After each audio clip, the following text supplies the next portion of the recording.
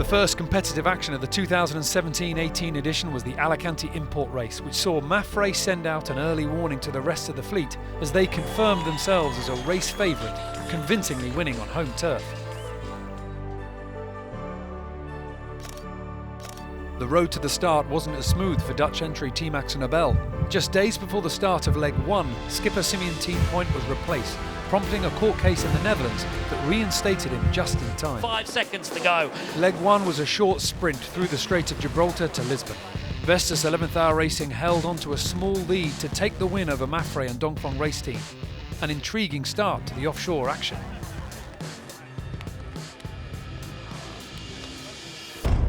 Leg 2 was a classic, 7,000 miles south through the doldrums to find the trade winds towards Cape Town.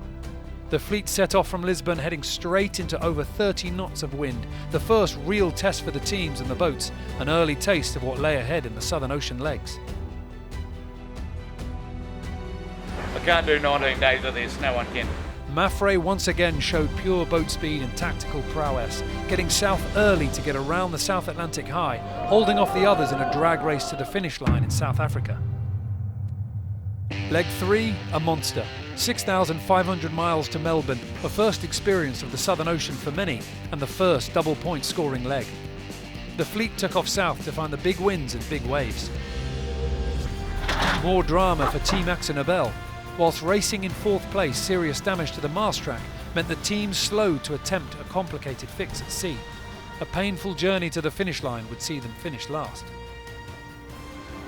A jibing battle between the leading two red boats of Mafre and Dongfeng Race Team saw multiple lead changes as they pushed as far south as they could to the ice exclusion zone.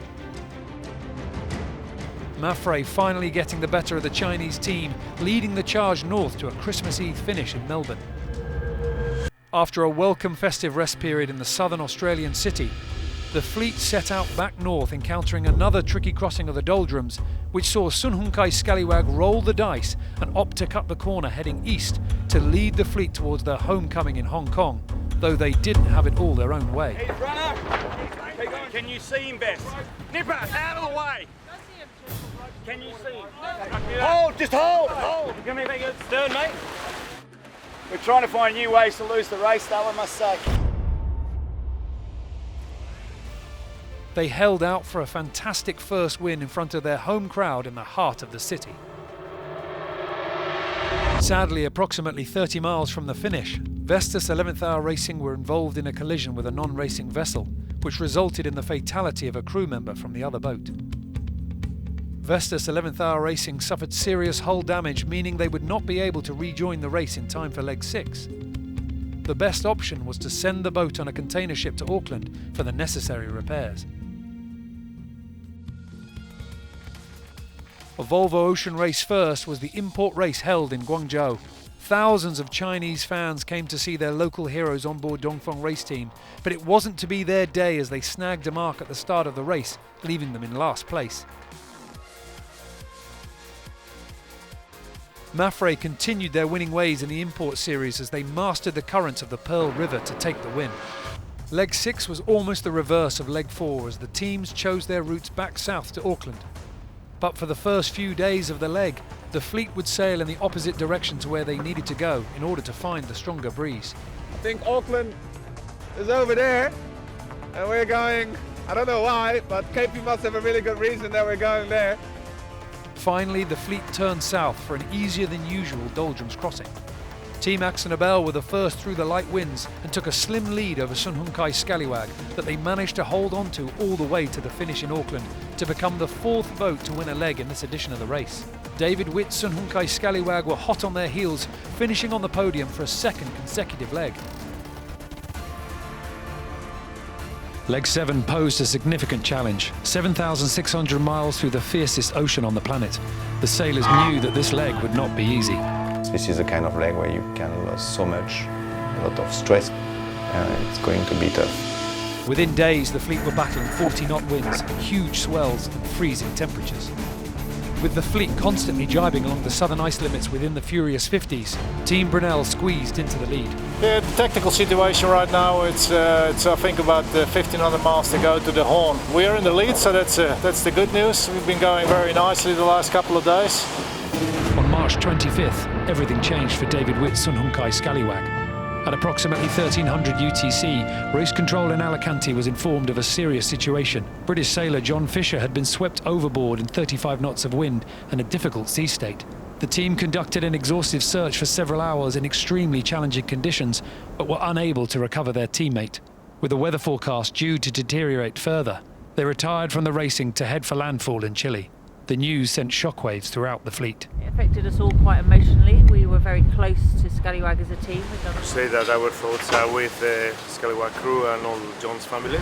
Fish as an individual had been a huge supporter of what we were doing and had really made an effort to integrate with the team and talk to all the members. We want to give some strength to the guys on board Scallywag, the whole team of course onshore. But personally I know unfortunately how difficult it is. And you know, he always gave me some words of encouragement. And I hope to see them safely on shore very, very soon. As Sunhunkai Scallywag headed for Chile, the other 6 teams were racing through extreme weather conditions. Mafre was suffering as they attempted to fix damage to their mast track from earlier in the leg. But then as they approached Cape Horn, the Spanish team's mainsail split into 2 pieces. This forced them to stop in the lee of Cape Horn, make repairs and nurse their boat into Itajaí. Vestas 11th Hour Racing rounded Cape Horn in second behind Team Brunel. The next day, disaster struck as their mast came down in the lumpy seas of the South Atlantic. Is everybody in a safe place back there? The team made their way to the Falkland Islands where they salvaged a jury rig, which they would use in a race against time to make the start of their next leg in Brazil. Team Brunel held fast, with Dongfeng race team snapping at their heels to claim their first victory after a disappointing first 6 legs of the race. Although victory was bittersweet for skipper Bauer Becking. Yes, it has been an epic leg. Thank you very much for the congratulations. But I think we're a little sad in our heart, very sad in our heart. We know why. John Fisher's loss sits very deep with us. But of course, sport-wise, we sailed a very nice leg, so we're confident with that. As the rest of the fleet were finishing the leg in Itajaí, Sunhunkai Scallywag had made the tough decision to keep participating in the race in John's The best thing we can do in John's memory is get on the job, get on with it on Sunday. You know, if he was standing behind me right now, he'd be telling me to harden up. Don't be soft and get on with it, and that's what we're going to do on Sunday. Leg 8, a push back into the Northern Hemisphere. On paper, a simple reach all the way to Newport, Rhode Island, but it would prove anything but. For the first few days, upwind conditions demanded strategic risk-taking, and it was D. Kafari's turn the tide on plastic that made the best of it, leading the fleet around the corner of Brazil with another equator crossing on the horizon. Everybody's ready to jump in front of the others. As the breeze shut down off the coast of Newport and with thick fog engulfing the boats, Mafre crept past Team Brunel just metres from the line. Delight for Xavi Fernandez's team, disappointment and frustration for Bauer Becking.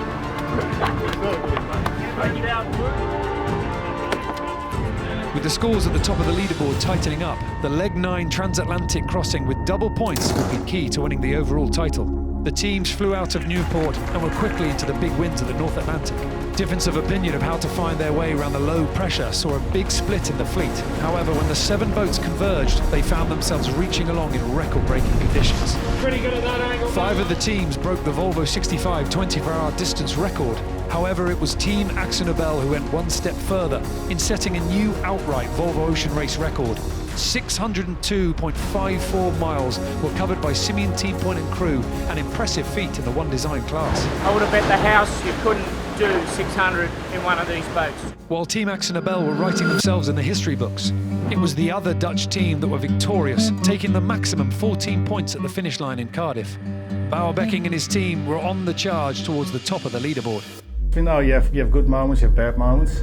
But I think right now, the team is in a really good fashion. I think as well, you can start dreaming about things sometimes. You can start thinking about this is actually really possible. But I think that the really good thing is we're feeling all good, and we actually think we can win this thing. After a light and fickle start to leg 10, and with multiple lead changes, the fleet passed the top of Scotland and found themselves once more in tough conditions, blasting across the North Sea in 30+ knots of breeze. Do you promise me these are the last days of water, getting water in our faces? It's been a tough old race for having plenty of water over the deck and lots of wind. I guess we'll try and enjoy the last of it and be glad when it's over. Only a stellar performance from Team Brunel would see them with the chance of the overall win in The Hague. And incredibly, they cruised past first Dongfeng Race Team and then Mafre. The once invincible reaching speeds of the Spanish boat had been overcome. Finishing in the Swedish city of Gothenburg once more on the top step of the podium meant 3 teams were now tied at the top of the leaderboard on 65 points. Over 44,000 miles of racing completed, and it was all to come down to the last 900-mile sprint to the ultimate destination, The Hague. The order the top 3 would finish their leg would be the order they stand on the final podium. The final leg was to include a rounding of a waypoint in the city of Aarhus. Dongfeng Race Team were first to round with Mafre in hot pursuit. A special moment for Danish flag Vestas 11th Hour Racing, rounding in third to the cheers of the home crowd. The real challenge for the final leg will be the decision of which way through the traffic separation zones to take. Either stay offshore playing the shifts or hug the coast of the Netherlands in the hope of better breeze. Dongfeng Race Team were the first to lay their cards on the table, bearing away and heading towards the coastal option. But Team Brunel and then Mafre opted to stay offshore. The Chinese boat knew that in the short term they would lose miles to their opponents, whilst Team Brunel and Mafre were also concerned that Dongfeng Race Team would have the favourable conditions in the final miles of the leg. An agonising final night, not just for the 3 teams, but also for their fans, as over 9 months of racing would boil down to the final nerve-wracking miles. Until just 6 miles out, no one knew who would prevail and emerge victorious. The final mark of the race saw Dongfeng Race Team pass first, just 3 miles ahead of Mafre, and with a huge flotilla of boats surrounding them, they crossed the final Inmarsat finish line with emotions running high. Charles Cordrelia realising his dream and etching the name of Dongfeng Race Team on the trophy after skippering his team to victory in the 2017-18 Volvo Ocean Race.